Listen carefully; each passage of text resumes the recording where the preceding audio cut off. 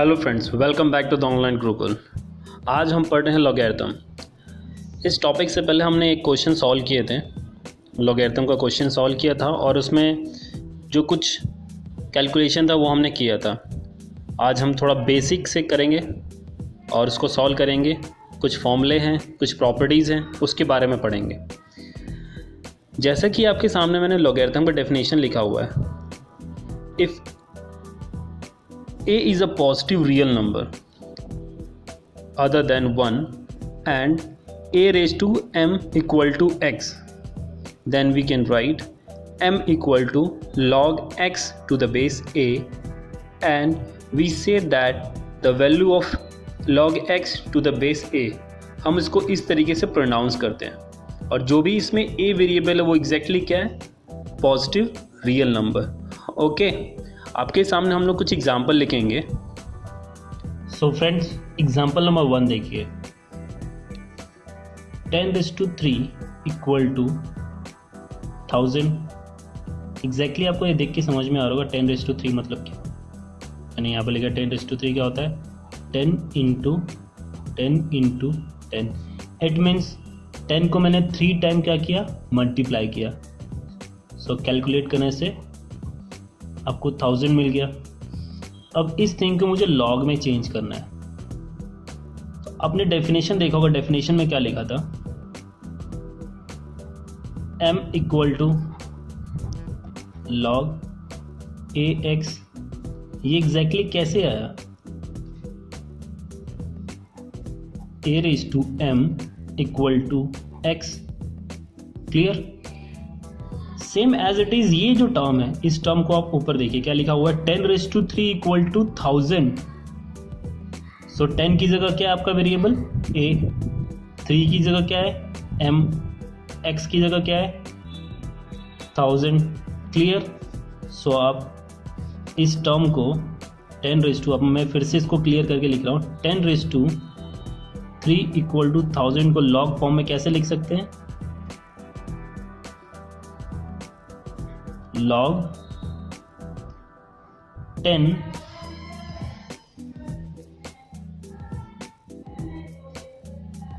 इस तरीके से लिख सकते हैं। और इसको कैसे प्रोनाउंस करेंगे? log 1000 to the base 10 equal to 3। Revise करते हैं। जो भी मैंने वेरिएबल a लिखा है वो a वेरिएबल कहां पर गया? ध्यान से देखिए, a वेरिएबल कहां गया? उसके बेस पर। जो मैंने बताया ए क्या होता है? Positive real number. वही मैंने लिखा है। उसका बेस देखिए 10 है। एक्स का वेरिएबल जो इसकी आउटपुट वैल्यू होती है वो एग्जैक्टली क्या हो जाता है? 1000। क्लियर? और यहाँ पर मैंने क्या लिखा? जो भी इसका रेशियो होता है वो मेरा क्या बन जाता है? इसका फाइनल आंसर। सो आपको ये एक स्टेप समझ में आया फ्रेंड्स? नंबर सेकंड देखिए। 3⁻4 equal to 81। Same as it is वही प्रोसेस, आप इसको वर्स फिर से करेंगे। एक्सपोनेंट फॉर्म को पहले इसको स्प्लिट कर लेते हैं। 3 इंटू 3 इंटू 3 इंटू 3। क्यों? क्योंकि इसके रेज़ टू क्या है फॉर्म? रेज़ टू 4 है, मैंने 4 टाइम लिख लिया। एग्जैक्टली 4 टाइम जब इसको कैलकुलेट करेंगे तो 81 आएगा। ओके, सो जब 81 आ सकता है तो इसको लॉग फॉर्म में हम कैसे कर सकते हैं? ऑलरेडी आपको मैंने एक फॉर्म बताया था लॉग फॉर्म में, a raise to m equal to x। तो इसको कैसे लिखा था? m equal to log x to the base a। So अब इजी हो गया, एक फॉर्म आपको पता चल गया। फ्रेंड्स, कभी भी हमको कोई भी कैलकुलेशन करने से पहले फॉर्मूला पता होना चाहिए। फॉर्मूला नहीं है तो कोई भी कैलकुलेशन, कोई भी क्वेश्चंस आपको हार्ड लगेंगे। और फॉर्मूला बाय हार्ट करने की ज़रूरत नहीं है, उसको माइंड गेम करके जितना हो सके डीपली उसको समझने की कोशिश करो। रट्टा मारोगे, आज याद रहेगा, कल भूल जाओगे। सो बी कॉन्फिडेंट, किसी भी फॉर्मूले को अच्छे से समझो, वो आपको लाइफ टाइम याद रहेगा। जैसे कि हमने ये जो फॉर्मूला समझा, इस फॉर्मूले में हमने इसको पुटअप किया तो इसका फाइनल आंसर में क्या मिला? लॉग, उसका बेस क्या था? A variable. पहले वैल्यू लिख लेते हैं, log 81 to the base 3 equal to 4। मैं स्लोली इसलिए लिख रहा हूँ आपको विजिबल हो और क्लियर कट आपको हर एक चीज़ समझ में आए, ठीक है। नेक्स्ट एक और फॉर्मूला बताता हूँ, उसको किस तरीके से सॉल्व करना है। फॉर्मूला नहीं है, उससे पहले हम लोग इसी पे एक और थर्ड नंबर क्वेश्चन करके देखते हैं। थर्ड नंबर देखिए, यहां पर एक रेज टू फॉर्म में नेगेटिव फॉर्मूला है।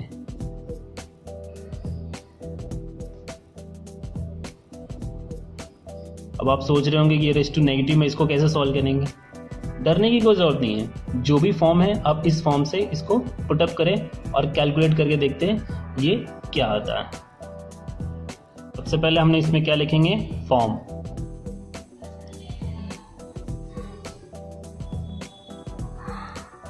यहां पे हमने फॉर्म लिख लिया, क्लियर।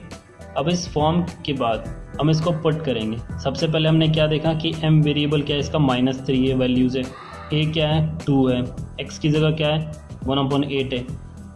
हम इसको चेंज कर देते जल्दी से।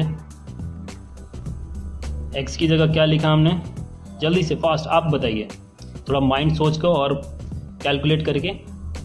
आप वीडियो पॉज करके भी देख सकते हैं कि आपके माइंड में क्या इसका आंसर आ रहा है, ठीक है।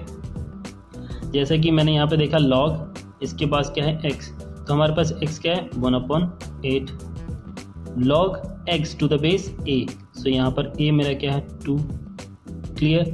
इक्वल टू के बाद क्या हो रहा है m, यहाँ पे हमारा m क्या था -3। इजी है ना। ऐसे ही आप और भी क्वेश्चन कर सकते हैं। अभी कुछ क्वेश्चन ऐसे भी हैं जिसको आप और इजी फॉर्म में कर सकते हैं, आप ट्राई करेंगे। नेक्स्ट टॉपिक पे चलते हैं। नेक्स्ट टॉपिक है properties of logarithm. So friends, properties of logarithm हम यहाँ पर देख रहे हैं कि प्रॉपर्टीज ऑफ लॉगरिथम होता क्या है, उसमें कितने टाइप्स के प्रॉपर्टीज होते हैं। सब नंबर फर्स्ट आपके सामने लिखा हुआ है लॉग, ब्रैकेट में देखिए दो वेरिएबल लिए हुए हैं x एंड y। ये दोनों फॉर्म क्या है, प्रोडक्ट फॉर्म में। प्रोडक्ट मतलब multiplication. log x y to the base a equal to log x to the base a plus log y to the base a। Exactly यहाँ पे हो क्या रहा है, जो भी मल्टीप्लिकेशन हो रहा है वो यहाँ पे क्या हो रहा है, स्प्लिट हो जा रहा है। इट मीन्स अगर मल्टीप्लिकेशन है सो दोनों के बीच में क्या होना चाहिए, प्लस। ऐसे ही आपके सामने एक और मैं नेक्स्ट प्रॉपर्टी लिख रहा हूं,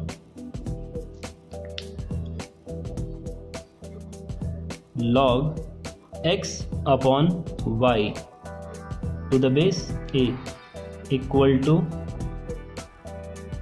log x to the base a minus log y to the base a। So यहाँ पे देखिए सबसे पहले हमने प्रॉपर्टीज में क्या देखा, मल्टीप्लिकेशन जब था तो दोनों के बीच में हमने क्या यूज़ किया, पॉजिटिव। जब डिवीजन फॉर्म में हुआ x अपॉन वाई फॉर्म में हो तो क्या लिखा हमने, दोनों के बीच में नेगेटिव। क्लियर। अब हम क्या करेंगे, एक थर्ड प्रॉपर्टी देखते हैं जो कि बहुत ही इजी है। log x to the base x। जी हाँ फ्रेंड्स, जिसका भी वेरिएबल उसके बेस से सेम हो वो बाय डिफॉल्ट क्या हो जाता है, 1। फोर्थ प्रॉपर्टी देखते हैं, log 1 to the base a। इस सब प्रॉपर्टीज को आप एक्सपोनेंट फॉर्म से कर सकते हैं, जो कि मैंने आपको कुछ देर पहले एक्सप्लेन किया। सो आप इसको प्रूव भी कर सकते हैं। फोर्थ प्रॉपर्टी देखिए, log 1 to the base a equal to what, 0। आप इसको प्रूव कर सकते हैं कोई भी वैल्यू, जैसे कि मैंने यहाँ पे जो फॉर्म लिखा था वो क्या लिखा था, उस इस अपने एक्सपोनेंट में पढ़ा होगा कि a⁻0 इक्वल टू 1 होता है। किसी भी वेरिएबल या किसी भी नंबर के रेज टू फॉर्म में अगर 0 हो तो उसका आउटपुट 1 आता है। ठीक है, यहाँ पर भी सेम, किसी भी वेरिएबल का या किसी भी वैल्यू के ऊपर अगर 1 होता है तो वो वेरिएबल का ही नंबर होता है। क्लियर? ऐसे ही आप एक और 5th नंबर आपको मैं बताता हूं, properties.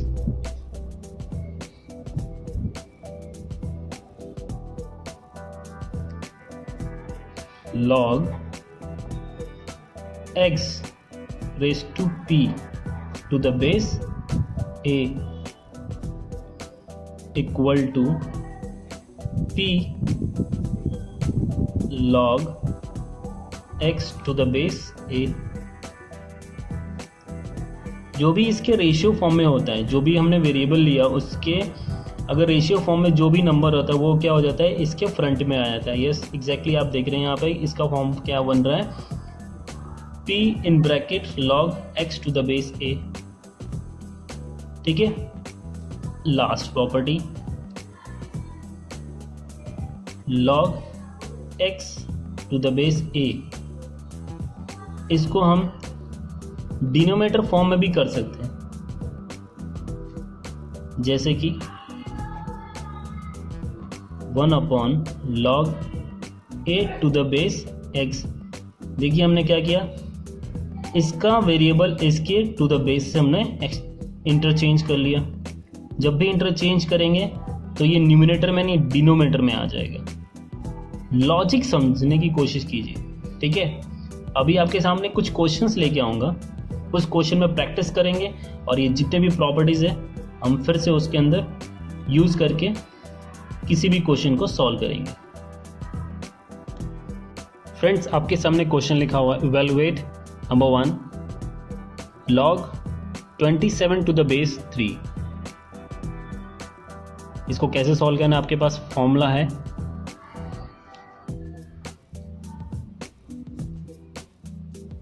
Late log 27 to the base 3 equal to n। एक वेरिएबल ले लिया मैंने। क्लियर? फॉर्मूला क्या था हमारे पास? फॉर्मूला है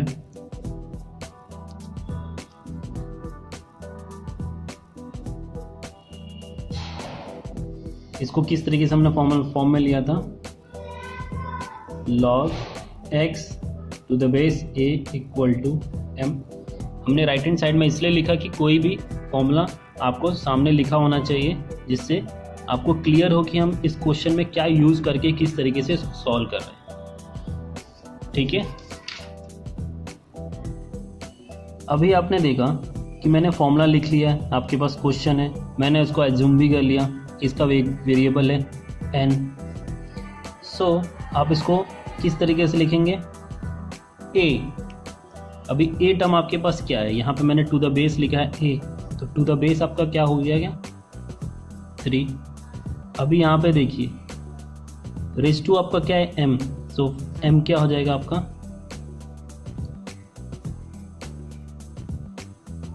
इक्वल टू, ये वैल्यू क्या है आपकी x।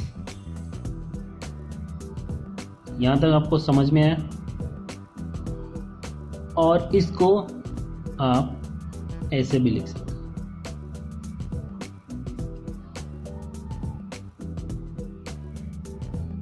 क्योंकि जो भी यहाँ पर होता है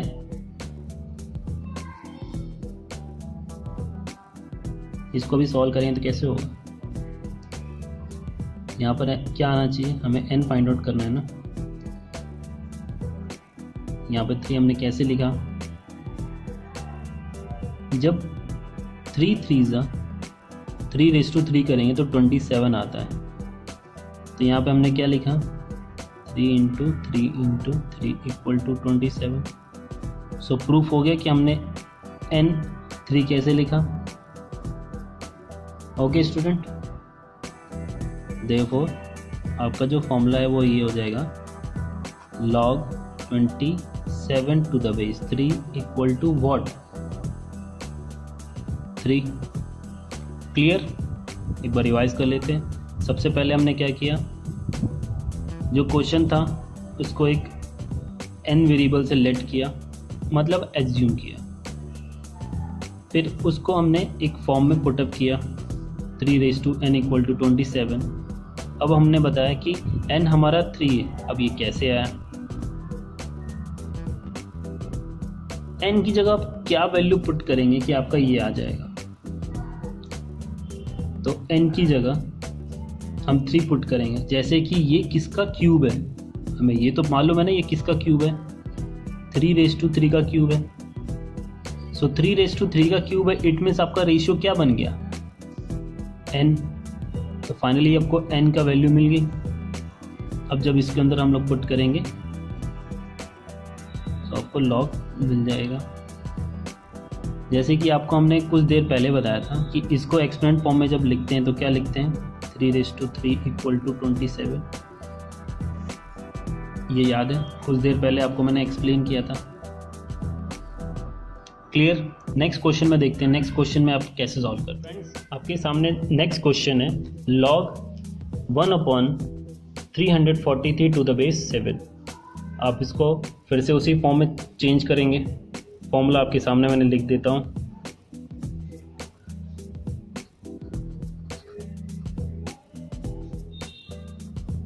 फर्स्ट स्टेप क्या है आपका, log 1/343 = n। हमने ये इसको क्या किया, लेट एज्यूम किया। अब इस फॉर्म को किस तरीके से हमने चेंज किया, यहाँ पे फॉर्म में भी आप देख सकते हैं कैसे चेंज किया हमने। फॉर्म में क्या होगा, 7n = what, जो आपकी वैल्यू है। क्लियर। अभी हमें ये देखना है कि ये किसका स्क्वायर किसका क्यूब ये एग्जैक्टली है क्या, इसकी वैल्यू हम कैसे सॉल्व करेंगे। ठीक है, आपको मैं ट्रिक बताता हूँ। ये वैल्यू आप देख के थोड़ा सा कंफ्यूज हो रहे हैं कि अब इसको कैसे बताएंगे कि ये किसका क्यूब है किसका स्क्वायर है। आपके सामने यहाँ पे नंबर लिखा हुआ है 7, तो आप 7 से ट्राई करेंगे ना, क्योंकि आपको बस ये फॉर्म आपको मालूम होना चाहिए। ये आपको मालूम है कि जो भी वेरिएबल हमने यहाँ पे लिखा है वहाँ पे क्या है, उसका रेज़ टू है। ठीक है, और वेरिएबल तो हमने इसको क्या करना चाहिए, राइट हैंड साइड में लिख लेना चाहिए। 7 × 7 क्या होता है, 7 7 = 49, फिर इंटू 7 करेंगे तो कितना आएगा, 343। क्लियर। सो इसकी वैल्यू क्या आ जाएगी, 7⁻3। क्लियर। अब हमने यहाँ पे क्या लिखा, नेक्स्ट स्टेप आपका क्या होगा, 7n = 1/7⁻3। सो ये जब डिनोमिनेटर में है और ये न्यूमरेटर में जाएगा तो क्या हो जाएगा, इसका रेशियो हो जाता है minus. So friends, by default आपको समझ में आ रहा है कि दोनों वेरिएबल दोनों सेम है तो दोनों का रेशियो क्या होंगे, इक्वल हो जाएंगे। सो n =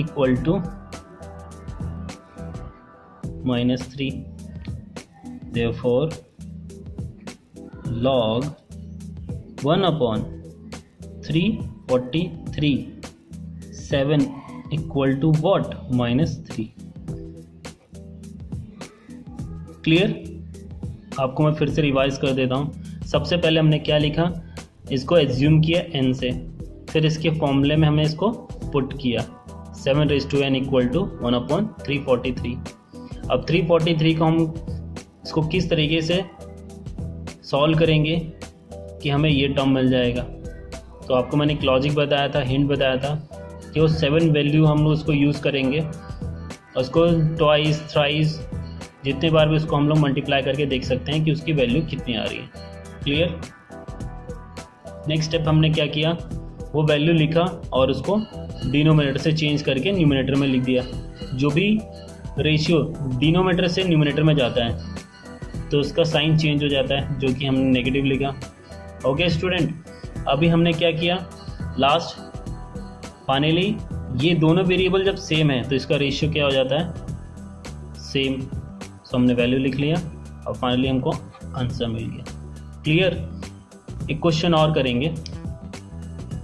now friends, here is your third question, log 3 to the base 5 into log 25 to the base 27। सो यहाँ पे फ्रेंड्स हम क्या यूज़ कर रहे हैं, प्रोडक्ट वाला फॉर्म। प्रोडक्ट वाला फॉर्म इसको कैसे करेंगे, स्टेप करते हैं, कैलकुलेशन करते हैं, आपको धीरे धीरे समझ में आएगा।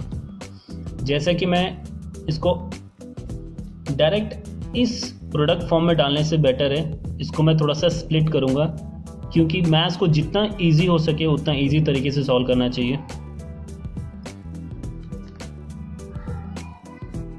मैं फर्स्ट स्टेप लिख रहा हूँ, देखिए log 3 to the base 5 into log 25 to the base 7। सबसे पहले हमने इसको चेंज किया। अब ये फॉर्म जब इसको चेंज करते हैं तो ये एग्जैक्टली क्या बन जाता है, log 3 upon log 5।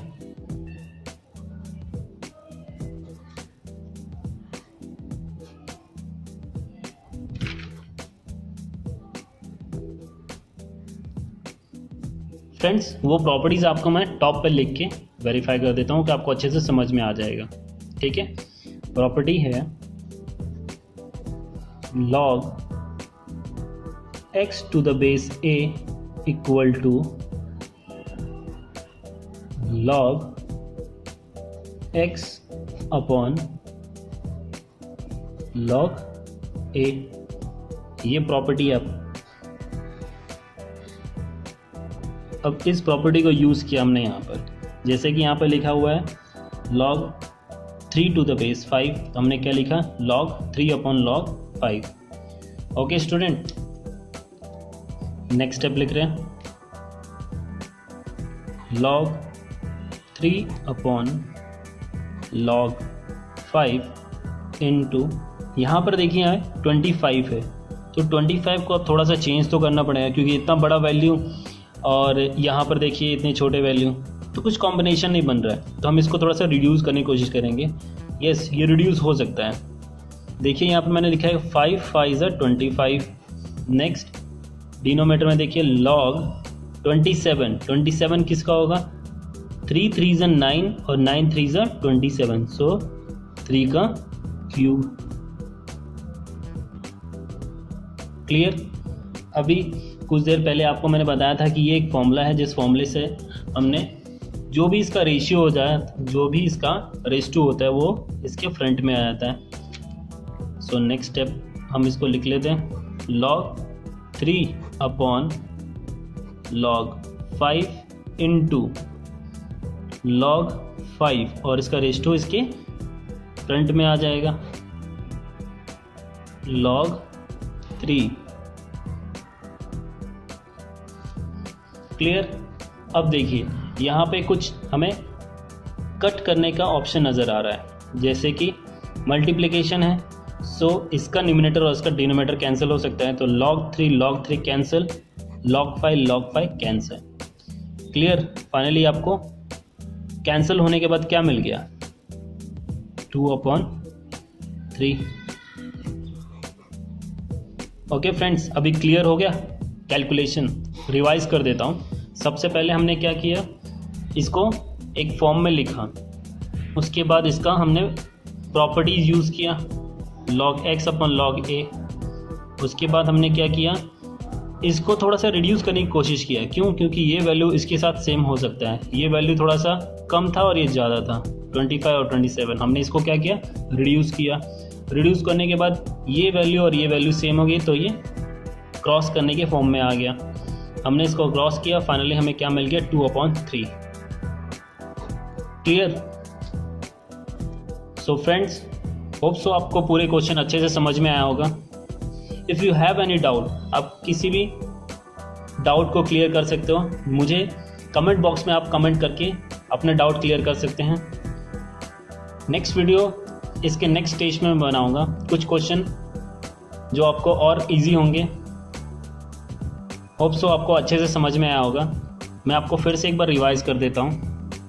हमने प्रॉपर्टीज़ पढ़ी थी, प्रॉपर्टीज़ में लिखा हुआ था log, पहले प्रोडक्ट फॉर्म में, फिर डिवीज़न फॉर्म में, फिर दोनों वेरिएबल अगर सेम हो तो 1 होता है, और उसका एक हम लोग एक्सपोनेंट फॉर्म में भी लिखे हैं। यहाँ पर देखिए कि जिसका कोई भी a के साथ 1 आता है, it means log a 1 to the base a, तो उसका आउटपुट 0 होता है। यहाँ पर भी आप देख सकते हैं कि किसी भी वैल्यू के अगर रेस टू 0 होता है तो उसका आउटपुट 1 होता है, चाहे वो 100 ही क्यों ना हो, चाहे कितने भी वैल्यू क्यों ना हो, अगर उसका रेस टू 0 है तो बाय डिफ़ॉल्ट उसका आउटपुट 1 ही आता है। क्लियर? यहाँ पर देखिए मैंने एक और फॉर्म बताया जिसका रेस टू इसके फ्रंट में आ जाता है। ठीक है, नेक्स्ट जो भी log x to the base a है वो इसके डिनोमिनेटर में जब फॉर्म जाता है तो उसका बेस और वैल्यू दोनों एक्सचेंज हो जाते हैं। क्लियर? और 7th प्रॉपर्टीज़ आपको मैंने यहाँ लास्ट क्वेश्चन में बताया था। ठीक है, ये हमारा 7th properties. So hope so आपको अच्छे से समझ में आया होगा। Please like it, share it and subscribe it. Okay friends, thank you.